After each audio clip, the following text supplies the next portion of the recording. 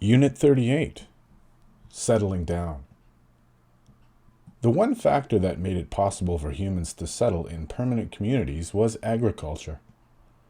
After farming was developed in the Middle East in about 6,500 BC, people living in tribes or family units did not have to move continually in search of food or herding their animals. Once people could control the production of food and be assured of a reliable annual supply of it, their lives changed completely.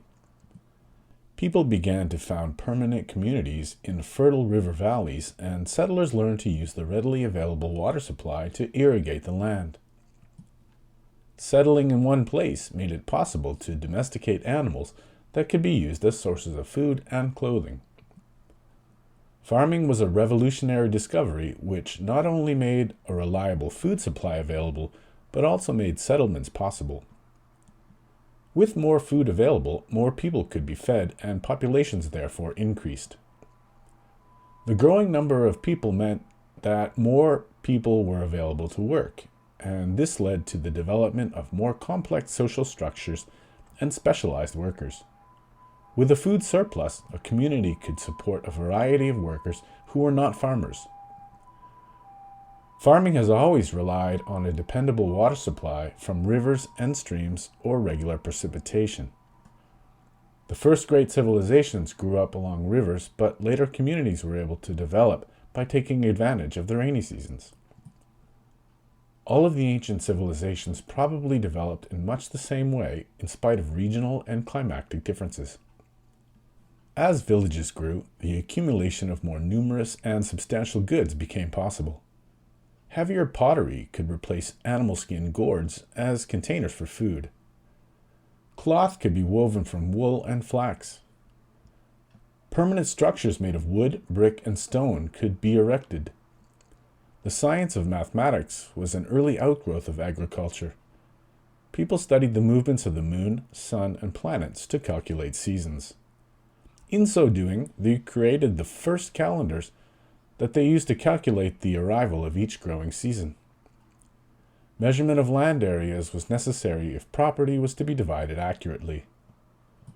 Measurements of amounts of seeds or grains was also a factor in farming and housekeeping. The use of measuring led naturally to record keeping, and for record keeping, some form of writing was necessary. The earliest civilizations all seem to have used picture writing. The pictures represented both sounds and objects to the reader. Unit 39, Fairs and Expositions. Although the terms are now used almost interchangeably, fairs and expositions, or exhibitions, have traditionally not been the same. A fair is a temporary market at which buyers and sellers gather to transact business. An exposition is a display of works of art, science, or industry to stimulate public interest. Expositions promote manufactured products, expand trade, or illustrate progress in a variety of areas.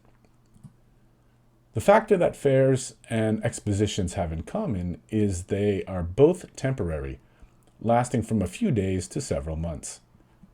A World's Fair, which is really an exposition, usually lasts about 6 or more months. If it becomes permanent in any location, it would be an amusement or theme park. A permanent exhibition of paintings or other objects is considered a museum. The primary purpose of a fair is to promote buying and selling. Fairs may have associated with them all kinds of entertainment, sideshows, musical presentations, gambling concessions, and carnival rides. Nevertheless, the main purpose of a fair is to function as a large market. Prior to the 20th century, most fairs offered a great variety of products and services for sale. Since 1900, the most popular type of fair has become that devoted to a single industry, as, for example, the Frankfurt Book Fair held in Germany. Fairs originated to solve the problem of distribution of goods. As long ago as 1000 BC, it was quite common for caravans of merchants to converge on cities in Egypt, Syria, Palestine, and Mesopotamia during the religious festivals when many people would be together in a holiday mood. The word fair comes from a Latin word meaning holiday. They brought commodities from India, Africa, and Central Asia.